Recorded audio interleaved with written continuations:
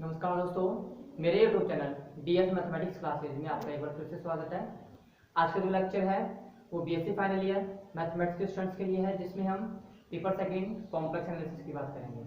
और ये जो लेक्चर है ये आपकी कॉम्प्लेक्स एनालिसिस के चैप्टर नंबर फर्स्ट से रिलेटेड है। इसके अंदर हम कॉम्प्लेक्स नंबर्स की कुछ प्रॉपर्टीज की बात करेंगे और साथ के साथ उन प्रॉपर्टीज का कि भी क्या क्या प्रॉपर्टी होती है उनकी बात करेंगे। लेकिन उससे पहले जो लेक्चर नंबर 2 के अंदर हमारा टॉपिक था कि सम्मिश्र संख्याओं के गुणधर्म या फिर सम्मिश्र संख्याओं की बीजीय संख्याओं के गुणधर्म थे जो कि अनकम्प्लीट थे। तो उनमें से मैंने आपको 3 प्रॉपर्टी लिखा दी थी। पहले क्रमविधि में कि सम्मिश्र संख्याओं का योग व गुणन क्रमविधि में होता है।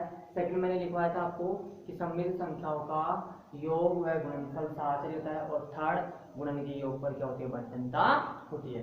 फिर उसके बाद आता है आपकी 4 प्रॉपर्टी और है। एक तो कौन सी है, योग का तत्समक अवयव का अस्तित्व, और फिर उसके बाद है योग के प्रतिलोम अवयव का अस्तित्व, और नेक्स्ट आपके बाद नेक्स्ट है उसके बाद गुणन के तत्समक अवयव का अस्तित्व और गुणन के प्रतिलोम अवयव का अस्तित्व। ठीक भाई, तो देखिए आपको 3 प्रॉपर्टी मैंने पहले ही लिखा दी थी। कौन कौन सी, कि सम्मिश्र संख्याओं का योग, सम्मिश्र संख्याओं का योग,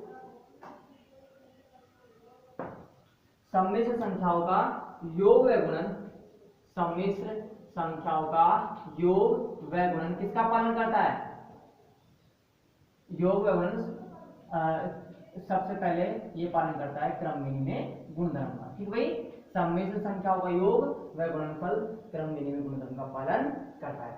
सेकंड मैंने लिखाया था आपको कि सम्मिश्र संख्याओं का योग व साहचर्य। ठीक भाई, सेकंड मैंने लिखा था सम्मिश्र संख्याओं का योग व साहचर्य, योग व गुणन साहचर्य गुणधर्म का पालन करता है। ठीक भाई, सम्मिश्र संख्याओं का योग व गुणन साहचर्य गुणधर्म का पालन करता है।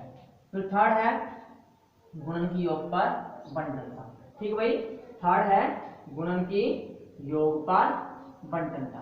ठीक भाई, गुणन की योग पर बंटनता, जिसमें मैंने आपको लिखाया था कि Z1 into Z2 plus Z3 बराबर Z1 into Z2 plus Z1 into Z3।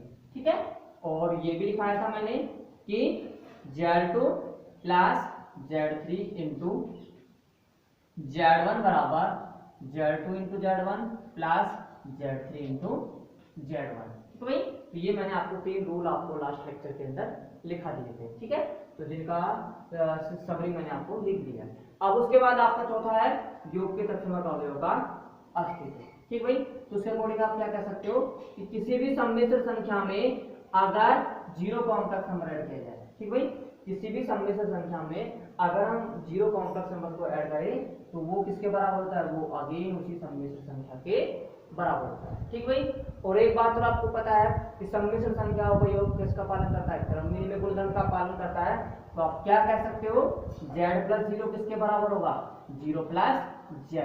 ठीक भाई, z प्लस 0 किसके बराबर होगा, 0 प्लस z। तो आप लिख सकते हो z प्लस 0 बराबर z बराबर 0 प्लस z। और ये कौन सी प्रॉपर्टी हो गई, योग के तत्समक अवयव का अस्तित्व। ठीक भाई, ये कौन सी प्रॉपर्टी हो गई, योग के तत्समक अवयव का अस्तित्व। फिर उसके बाद आता है आपकी नेक्स्ट प्रॉपर्टी। ये तो था कि किसी भी सम्मिश्र संख्या में ऐसी कौन सा कॉम्प्लेक्स नंबर ऐड करें कि अगेन आपको वो फर्स्ट वाली सम्मिश्र संख्या मिल जाए। ठीक है, फर्स्ट कॉम्प्लेक्स नंबर मिल जाए। तो हमें कौन सी ऐड करनी है, हमें 0 कॉम्प्लेक्स नंबर ऐड करना है। इस 0 का मीनिंग क्या है, इस 0 का मीनिंग है 0 प्लस आयोटा 0। ठीक भाई, शून्य सम्मिश्र संख्या कौन सी होगी, 0 बराबर 0 प्लस आयोटा 0।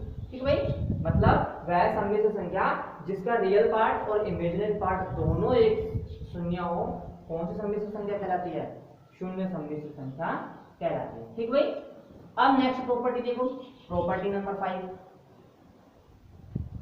किसी भी सम्मिश्र संख्या में अगर उस सम्मिश्र संख्या का ऋणात्मक पार्ट जोड़ा जाए, कहने का मतलब है अगर किसी सम्मिश्र संख्या z में उसका ऋणात्मक पार्ट -z जोड़ा जाए तो हमेशा कौन से कॉम्प्लेक्स नंबर मिलेगा, हमेशा आपको 0 कॉम्प्लेक्स नंबर मिलेगा। ठीक भाई, हमेशा कौन सा कॉम्प्लेक्स नंबर मिलेगा?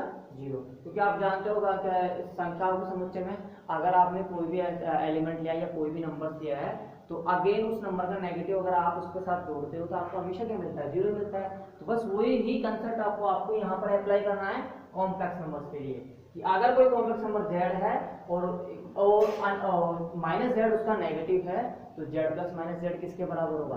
0 कॉम्प्लेक्स नंबर के बराबर होगा। ठीक भाई, तो ये प्रॉपर्टी कहलाती है आपके योग के प्रतिलोम अवयव का अस्तित्व। ठीक भाई, कौन सी प्रॉपर्टी कहलाती है? योग के प्रतिलोम अवयव का अस्तित्व।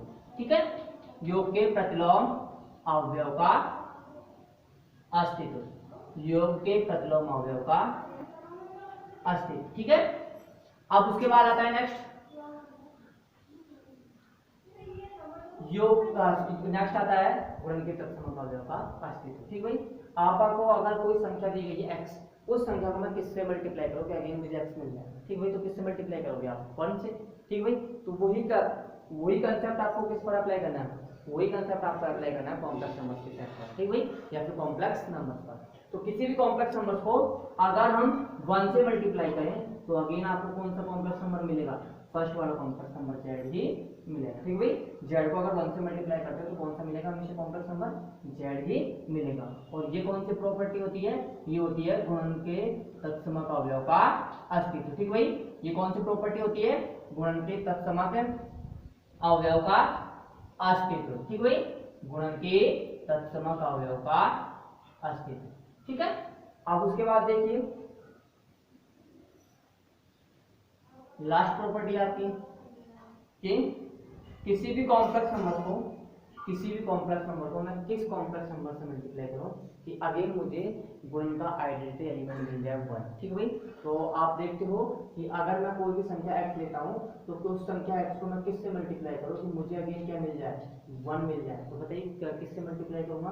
तो देखो यहाँ पे x को मैंने मान के चलो मल्टीप्लाई किया b से, तो x को b से मल्टीप्लाई करने से क्या आ रहा है? मुझे 1 प्राप्त हो रहा है। तो b की वैल्यू क्या हो जाएगी? b की वैल्यू हो जाएगी 1/x।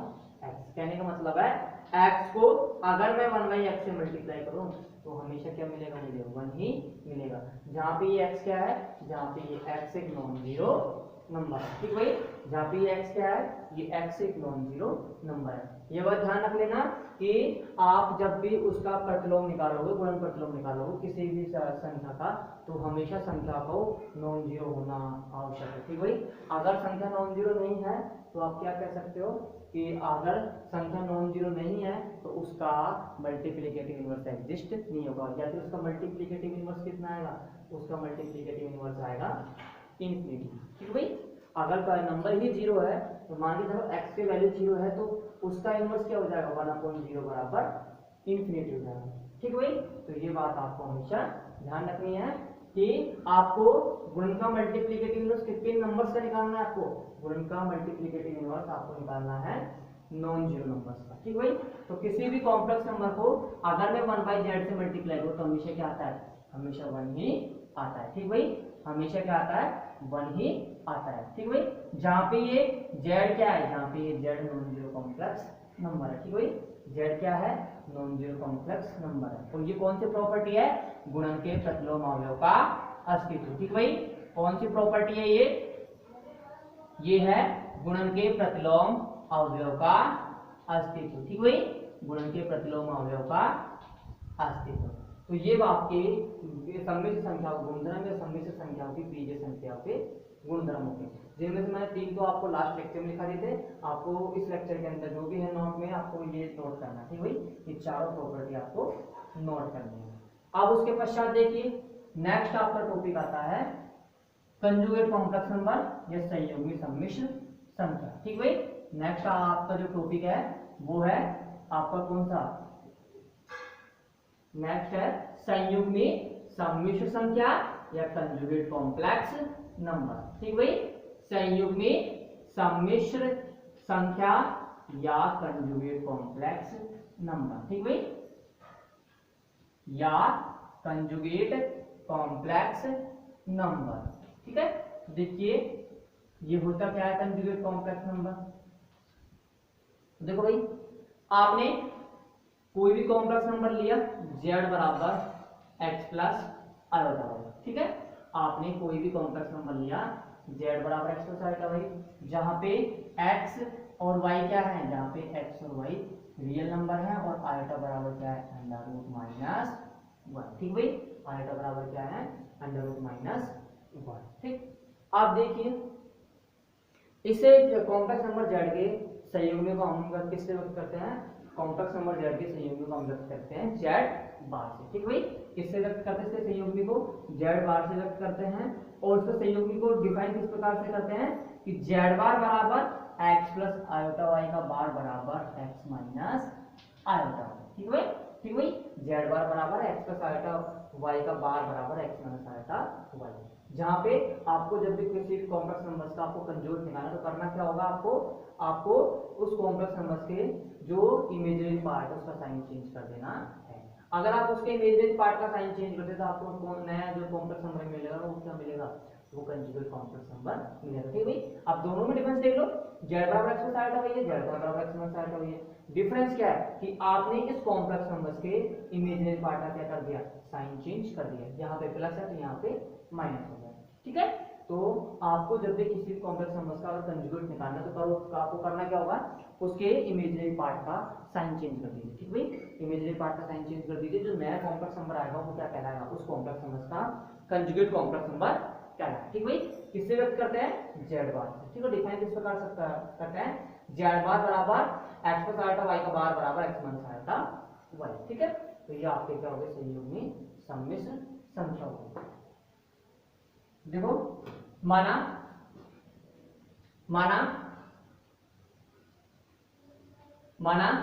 z बराबर x प्लस आयोटा y एक सम्मिश्र संख्या है। माना z बराबर x प्लस आयोटा y एक सम्मिश्र संख्या है, तब z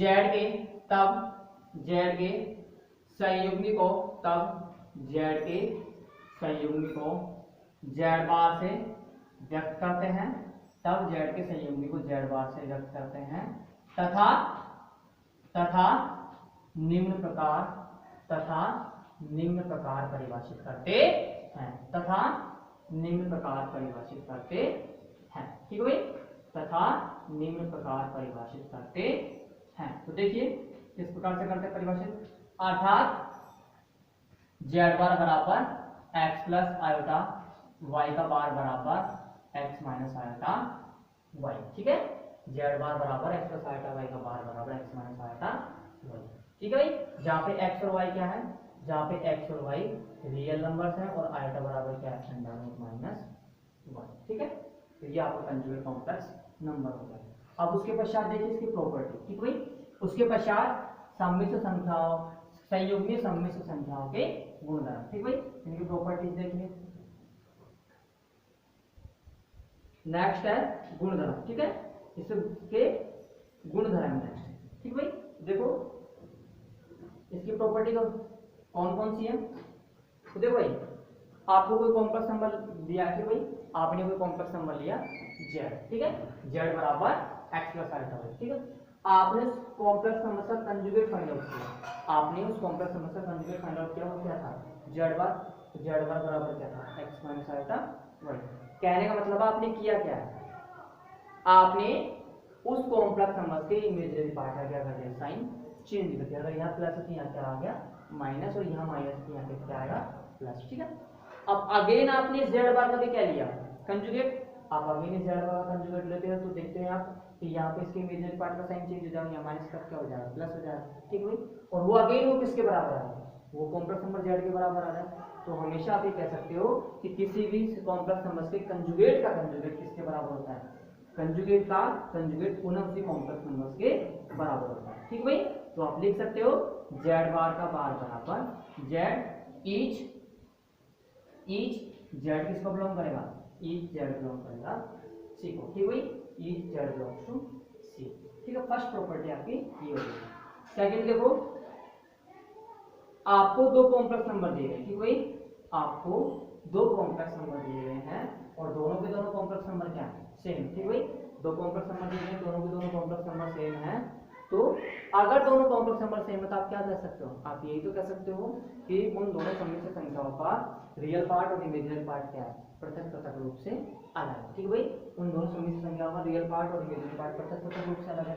पृथक पृथक रूप से अलग है तो दैट मीन्स आप क्या कह सकते हो कि उनका संयोग में भी क्या होगा, उनके संयोग में भी पृथक पृथक रूप से समान होंगे, या फिर जो उनका उन कॉम्प्लेक्स नंबर्स का जो कंजुगेट होगा वो भी क्या होगा, समान होगा। कहने का मतलब है कोई दो कॉम्प्लेक्स नंबर बराबर हैं तो वे कंजुगेट भी क्या होंगे, बराबर होंगे। ठीक भाई, दैट इज Z1 बराबर अगर Z2 तो आप क्या कर सकते हो, Z1 बार बराबर Z2 बार, और अगर Z1 बार बराबर Z2 बार है तो ये किसके बराबर होगा, आप कह सकते हो Z1 बराबर भी क्या है, Z2 है। ठीक भाई, तो ये आपकी क्या होगी, सेकंड प्रॉपर्टी हो गई। थर्ड देखिए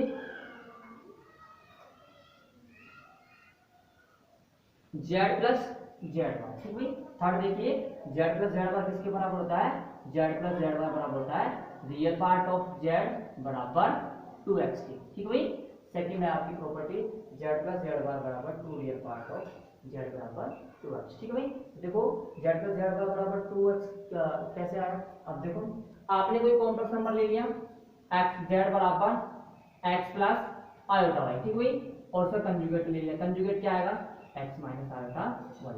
दोनों को जोड़िए तो क्या आ रहा है, दोनों को जोड़ने पर आ रहा है z प्लस z बार बराबर 2x, और x क्या है यहाँ पे x है रियल पार्ट ऑफ z। ठीक है भाई, यहाँ पे x किसके बराबर है, रियल पार्ट ऑफ z के बराबर है। तो हमेशा किसी भी कॉम्प्लेक्स नंबर से और उसके संयुग्मी सम्मिश्र संख्या या कंजुगेट को अगर आप ऐड करते हो तो वो किसके बराबर होता है, 2 into real part of z के बराबर। ठीक है भाई, उसके बाद देखिए फोर्थ z माइनस z बार बराबर z माइनस z बार बराबर 2 iota imaginary part of z। ठीक भाई, z माइनस z बार बराबर 2 iota imaginary part of z बराबर 2 आयोटा 1। ठीक भाई, कहने का मतलब है किसी भी कॉम्प्लेक्स नंबर का कॉम्प्लेक्स नंबर्स में से उसके कंजुगेट कॉम्प्लेक्स नंबर्स को अगर डिफरेंस लिया जाए तो वो किसके बराबर होगा, वो होगा 2 iota imaginary part of z के या फिर 2 आयोटा y के। ठीक भाई, किसके बराबर होगा, 2 आयोटा y के। आप देख लीजिए z बराबर अगर x प्लस आयोटा y है तो z बार बराबर क्या होगा, x माइनस आयोटा y। ठीक है, इसमें से इसको डिफरेंस कीजिए, z माइनस z बार बराबर क्या हो जाएगा, 2 आयोटा y, और y क्या है, y है आपका इमेजिनरी पार्ट ऑफ z। ठीक भाई, y क्या है, imaginary part of z। z minus z बार बराबर होगा 2 iota into imaginary part of z या 2 आयोटा y। ठीक है, तो ये आपका फोर्थ प्रॉपर्टी होगी। फिफ्थ देखिए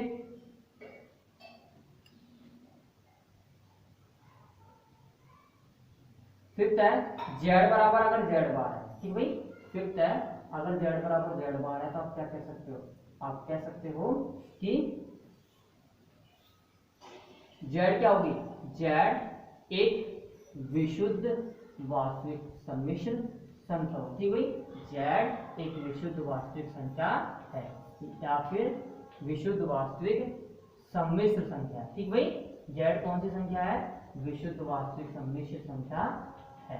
ठीक भाई, या विशुद्ध वास्तविक संख्या है। अगर किसी भी कॉम्प्लेक्स नंबर z और उसका कंजुगेट दोनों सेम है। ठीक भाई, किसी भी कॉम्प्लेक्स नंबर z और उसका कंजुगेट अगर दोनों सेम है तो आप क्या कह सकते हो, आप ये कह सकते हो कि वो कॉम्प्लेक्स नंबर क्या होगा, वो कॉम्प्लेक्स नंबर एक विशुद्ध वास्तविक संख्या होगी या फिर एक विशुद्ध वास्तविक सम्मिश्र संख्या होगी। ठीक भाई, कैसे होगी, अगर विशुद्ध वास्तविक संख्या है तो आप क्या कह सकते हो, कोई भी कॉम्प्लेक्स नंबर विशुद्ध वास्तविक संख्या कब कहलाता है, जब उसका इमेजिनरी पार्ट क्या हो, जीरो। ठीक भाई, कि उसका कोई भी कॉम्प्लेक्स नंबर विशुद्ध वास्तविक संख्या कहलाता है यदि उसका इमेजिनरी पार्ट क्या हो, जीरो। तो देखो यहाँ पे इमेजिनरी पार्ट जीरो आ रहा है नहीं आ रहा, देखो आप x x कैंसिल कर देते हो, इस आयोटा y की तरफ लेके आओ तो ये क्या हो गया, 2 आयोटा y। 2 आयोटा y किसके बराबर है, जीरो के। आपको पता है 2 आयोटा क्या होता है, जीरो के बराबर नहीं है, तो यहाँ से सिर्फ कौन जीरो होगा, y जीरो होगा। मतलब आप क्या कह सकते हो कि अगर किसी भी कॉम्प्लेक्स नंबर z और उसका कंजुगेट दोनों सेम है तो आप कह सकते हो वो सम्मिश्र संख्या कैसी है, विशुद्ध वास्तविक संख्या है। या फिर कोई सम्मिश्र संख्या z विशुद्ध वास्तविक संख्या है तो मतलब वो उसका कंजुगेट दोनों के दोनों क्या होंगे, समान होंगे। ठीक है भाई, नेक्स्ट देखिए इसके पश्चात नेक्स्ट है सिक्स कि आपने कोई कॉम्प्लेक्स नंबर ले लिया जेड और सर कंजुगेट ले लिया आपने जेड बार। अगर दोनों को ऐड करने पर जीरो आ रहा है, मतलब जीरो कॉम्प्लेक्स नंबर आ रहा है, तो जेड कैसी संख्या होगी? जेड एक विशुद्ध काल्पनिक संख्या होगी। ठीक भाई, जेड क्या होगी? एक विशुद्ध काल्पनिक संख्या होगी। ठीक भाई, जेड क्या होगी? एक विशुद्ध काल्पनिक संख्या होगी। ठीक भाई, या फिर जेड एक विशुद्ध काल्पनिक संख्या है तो आप क्या कह सकते हो कि जेड प्लस जेड बार किसके बराबर होगा? जेड प्लस जेड बार बराबर होगा जीरो। ठीक भाई, तो देखिए कैसे होगा। अगर जेड और जेड बार को ऐड करने पर अगर आपको जीरो मिले, ठीक भाई, जेड और जेड बार को ऐड करने पर अगर आपको जीरो मिले तो आप कैसे कह सकते हो कि जेड एक विशुद्ध काल्पनिक संख्या है? आपको बताया कोई भी समित संख्या विशुद्ध काल्पनिक संख्या कहलाती है यदि उसका इमेजिनरी सॉरी उसका रियल पार्ट क्या हो? जीरो के बराबर। ठीक भाई, उसका रियल पार्ट क्या हो? जीरो के बराबर। ठीक है, तो देखो यहाँ से रियल पार्ट जीरो के बराबर आता है या नहीं आता? तो देखो जेड बराबर क्या है? X plus iota Y. ठीक है, जेड बार बराबर क्या है? X minus iota Y. ठीक भाई, तो इसको ये किसके बराबर है? जीरो के बराबर। आयोटा वाई से आयोटा वाई कैंसिल हो गया, क्या शेष बचा? 2x बराबर जीरो। ठीक है, तो x बराबर क्या होगा यहाँ से? x बराबर जीरो, क्योंकि 2 तो जीरो के बराबर नहीं है, तो x बराबर क्या है? जीरो। और अगर x बराबर जीरो तो आप क्या कह सकते हो? वो कॉम्प्लेक्स नंबर क्या है? विशुद्ध काल्पनिक संख्या है। ठीक भाई, तो ये आपकी सिक्स्थ प्रॉपर्टी होगी। उसके पश्चात देखो next seventh, z1 plus z2 का कंजुगेट किसके बराबर होगा? z1 कंजुगेट प्लस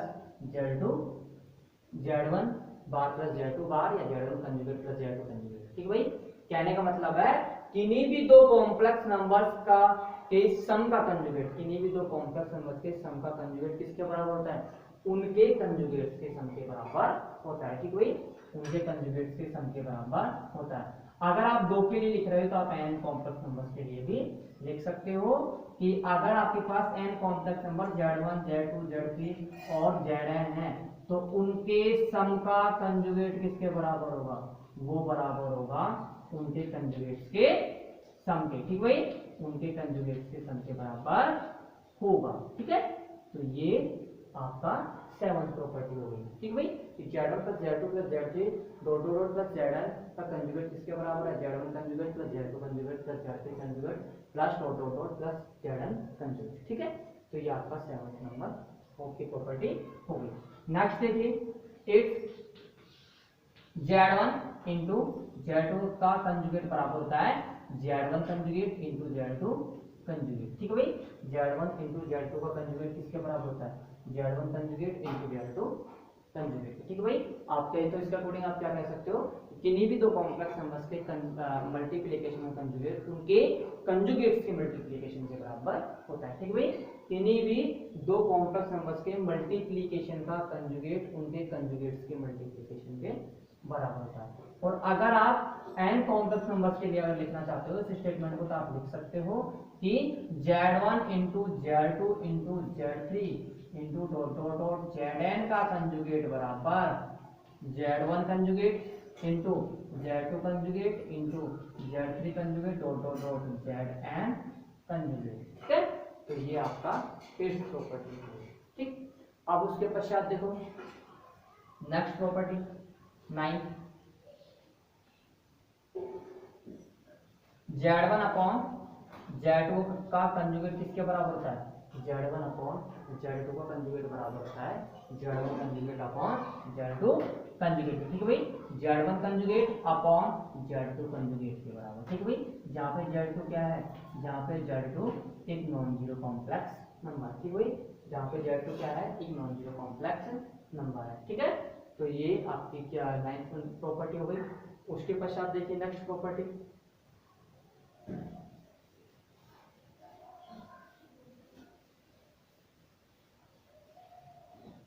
नेक्स्ट देखिए उसके बाद 10th, अगर किसी भी कॉम्प्लेक्स नंबर अगर आप किसी भी कॉम्प्लेक्स नंबर को उसके कंजुगेट से मल्टीप्लाई करते हो। ठीक भाई, किसी भी कॉम्प्लेक्स नंबर को उसके कंजुगेट से अगर आप मल्टीप्लाई करते हो तो हमेशा क्या मिलता है? आपको उस संख्या का उस कॉम्प्लेक्स नंबर का मॉडुलस का क्या मिलेगा? वर्ग मिलेगा। ठीक भाई, आपको हमेशा क्या मिलेगा? उस कॉम्प्लेक्स नंबर z के मॉडुलस का वर्ग। ठीक है भाई, तो किसी भी कॉम्प्लेक्स नंबर को उसके आप कंजुगेट से मल्टीप्लाई करोगे तो हमेशा उस संख्या के मॉडुलस का क्या मिलेगा, वर्ग मिलेगा। ठीक भाई, और उसके मॉडुलस का वर्ग मिलेगा तो आप इसको इस बार लिख सकते, इस प्रकार लिख सकते हो कि z इंटू जेड बार बराबर क्या है, मोड जेड का स्क्वायर। ठीक है भाई, z इंटू जेड बार बराबर मोड जेड का स्क्वायर है, तो आप क्या कह सकते हो, z को क्या मान सकते हो, इस z को मान लीजिए z बार का भी बार। ठीक भाई, इस z को आप z बार का बार मान लो तो देखिए कि ये क्या होगा, z बार का स्क्वायर। ठीक भाई, मोड जेड बार का क्या हो गया, ये स्क्वायर हो गया। ठीक है भाई, तो z इंटू जेड बार तो किसके बराबर है, मोड जेड स्क्वायर के। ठीक है, अगर आप इसको इस प्रकार लिखना चाहते हैं तो आप क्या, आपको क्या करना होगा, इस z को मानना होगा z बार का बार। ठीक है भाई, इस z को आपको मानना होगा z बार का बार। ठीक है, अब आप देखते हो z बार इंटू z बार का बार किसके बराबर होता है, ये होता है मोड z के स्क्वायर के बराबर। ठीक है भाई, किसके बराबर होता है, मोड z के स्क्वायर के बराबर होता है। ठीक है, तो ये आपकी जो प्रॉपर्टी थी आपके मॉडुलस से सॉरी आपके कंजुगेट से रिलेटेड जो प्रॉपर्टीज थी वो सभी की सभी कंप्लीट होती है। ठीक भाई, अगर एक कोई भी प्रॉपर्टी रह जाती है तो वो मैं आपको लिखवा दूंगा, वो आप ऐड कर लेना, तो एक दो लाइन का स्पेस आप छोड़ के चले पहले से ही। ठीक भाई, अब उसके पश्चात नेक्स्ट टॉपिक आता है आपका क्या, नेक्स्ट आता है आपका मॉडुलस। ठीक भाई, नेक्स्ट आता है आपका टॉपिक मॉडुलस। तो देखिए मॉडुलस होता क्या है, मॉडुलस देखिए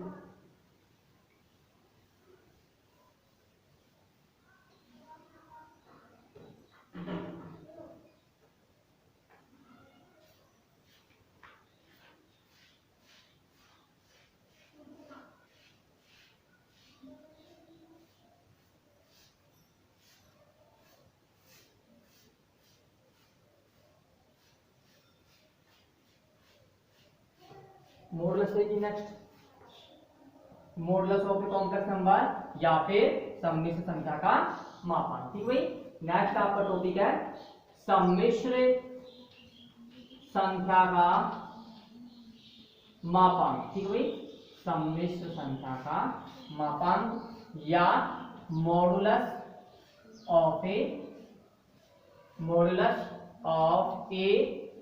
कॉम्प्लेक्स नंबर। ठीक भाई, modulus of a complex number. ठीक है, देखिए modulus of a complex number. तो देखो मॉडुलस क्या होता है किसी कॉम्प्लेक्स नंबर का, आपने कोई भी कॉम्प्लेक्स नंबर लिया z बराबर x प्लस आइटा वाई। ठीक भाई, जहाँ पे x और y क्या है, रियल नंबर्स और आइटा बराबर क्या है, अंडर रूट माइनस वन। ठीक भाई, आइटा क्या है, अंडर रूट माइनस वन। अब देखिए आपने कॉम्प्लेक्स नंबर z ले लिया x प्लस आइटा वाई, जहाँ पे x और y क्या है, जहाँ पे x और y रियल नंबर है और आइटा बराबर क्या है, अंडर रूट माइनस वन। ठीक भाई, तो ये आपने कॉम्प्लेक्स नंबर लिया। देखो इस कॉम्प्लेक्स नंबर्स के मॉडुलस को आप किससे व्यक्त करोगे, इसके मॉडुलस को व्यक्त करोगे मॉड z से। ठीक भाई, इसके मॉडुलस को आप किससे व्यक्त करोगे, इसके मॉडुलस को व्यक्त करोगे आप मॉड z से।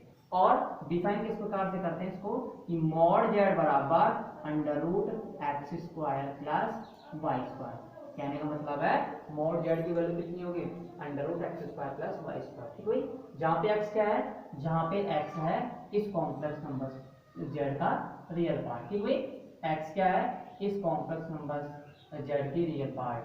ठीक भाई, x क्या है, इस कॉम्प्लेक्स नंबर z का रियल पार्ट, और y क्या है, इस कॉम्प्लेक्स नंबर के इमेजिनरी पार्ट ऑफ z के बराबर है। ठीक है भाई, तो आप इसको इस प्रकार भी लिख सकते हो कि मॉड z बराबर under root x square plus Y square बराबर modulus of sorry under root of real part of z का square plus imaginary part of z का स्क्वायर। ठीक है भाई, तो ये इस प्रकार क्या हो गया, इस कॉम्प्लेक्स नंबर का मॉडुलस हो गया। ठीक भाई, ये क्या हो गया, इस कॉम्प्लेक्स नंबर का मॉडुलस हो गया।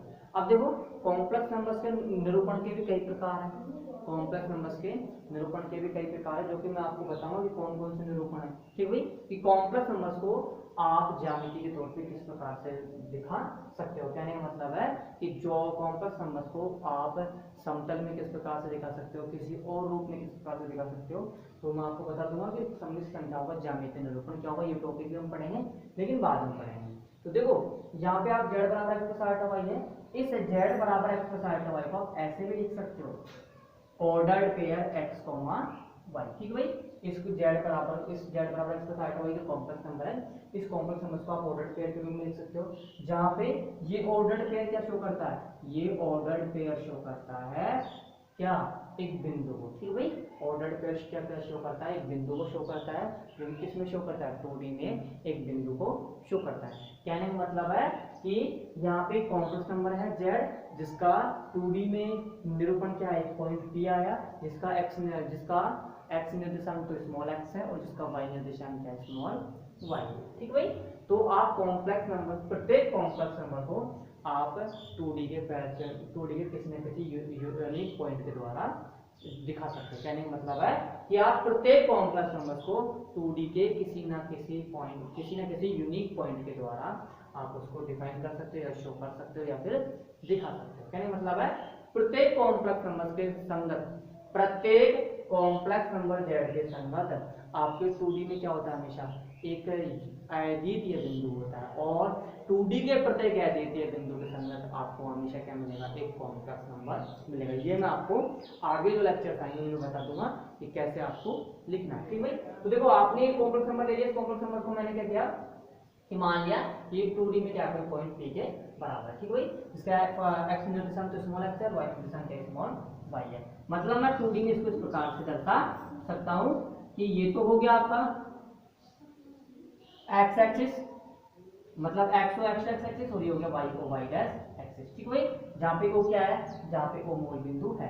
अब मैंने क्या किया कि मैंने 2D में एक बिंदु माना P, जिसका x निर्देशांक तो स्मॉल x, y निर्देशांक है स्मॉल y। ठीक भाई, तो देखो मैंने यहाँ से लंब डाला, लंब डालता हूँ तो ये डिस्टेंस क्या हो जाएगी, ये डिस्टेंस हो जाएगी y। ठीक भाई, और यहाँ से मैं अगर लंब डालता हूँ तो ये डिस्टेंस हो जाएगी x। ठीक है भाई, तो ये x है तो ये भी x हो गई, ये y है तो ये y हो गई। ठीक भाई, तो ये हो गया आपका क्या, ये यहाँ से यहाँ तक की दूरी क्या हो गई, यहाँ से यहाँ तक की दूरी आपको पता है समकोण त्रिभुज में पाइथागोरस प्रमेय के अकॉर्डिंग आप जानते हो कि अगर मैं इस ट्राइंगल की बात करूँ, ठीक भाई, अगर मैं इस ट्राइंगल की बात करता हूँ तब आपको पता है कि अगर ये ट्राइंगल 90 डिग्री का है, मतलब ये त्रिभुज अगर समकोण त्रिभुज है, समकोण त्रिभुज में कौन सी प्रमेय लगती है, पाइथागोरस। पाइथागोरस के अकॉर्डिंग आप क्या लिख सकते हो, पाइथागोरस के अकॉर्डिंग आप लिख सकते हो कि लंब स्क्वायर प्लस आधा स्क्वायर किसके बराबर है, कर्ण के स्क्वायर के बराबर। ठीक भाई, आप लिख सकते हो लंब स्क्वायर प्लस आधा स्क्वायर किसके बराबर होता है, कर्ण के स्क्वायर के बराबर। ठीक भाई, तो पाइथागोरस प्रमेय से आप क्या लिख सकते हो कि r स्क्वायर बराबर x square plus y square. ठीक भाई, r स्क्वायर बराबर x square plus y square. लेकिन आपको पता है कि under root x square plus y square किसके बराबर है, यहाँ से आप वर्गमूल लीजिए, r स्क्वायर का वर्गमूल क्या होगा r। ठीक भाई, और इसका वर्गमूल क्या हो जाएगा, under root x square plus y square. ठीक भाई, लेकिन आपको पता है under root x square plus y square किसके बराबर है, तो देख लो मोड z के बराबर है। ठीक भाई, ये किसके बराबर है, मोड z के बराबर। तो आप कह सकते हो मोड z बराबर क्या होगा r, और ये किसके बराबर होगा, under root x square plus y square.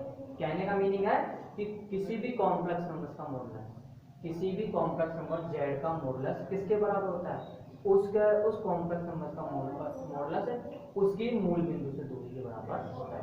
मतलब किसी भी कॉम्प्लेक्स नंबर z का मॉडुलस उसकी मूल बिंदु से दूरी के बराबर होता है। ठीक भाई, उसकी मूल बिंदु से दूरी के बराबर होता है। तो ये जो टॉपिक है, ये जो मॉडुलस है, कॉम्प्लेक्स डेफिनेशन है, ये मैं आपको नेक्स्ट लेक्चर के अंदर बताऊंगा। उसकी कुछ प्रॉपर्टीज है उनको बताऊंगा, और आर्गुमेंट का भी एक टॉपिक आपके पास इंपॉर्टेंट टॉपिक आएगा, कॉम्प्लेक्स नंबर्स का आर्गुमेंट ऑफ कॉम्प्लेक्स नंबर, ये सममित संख्या उठाना, उसकी भी बात हम नेक्स्ट लेक्चर में करेंगे। आज का जो लेक्चर है वो यहीं पे कंप्लीट होता हुआ, धन्यवाद।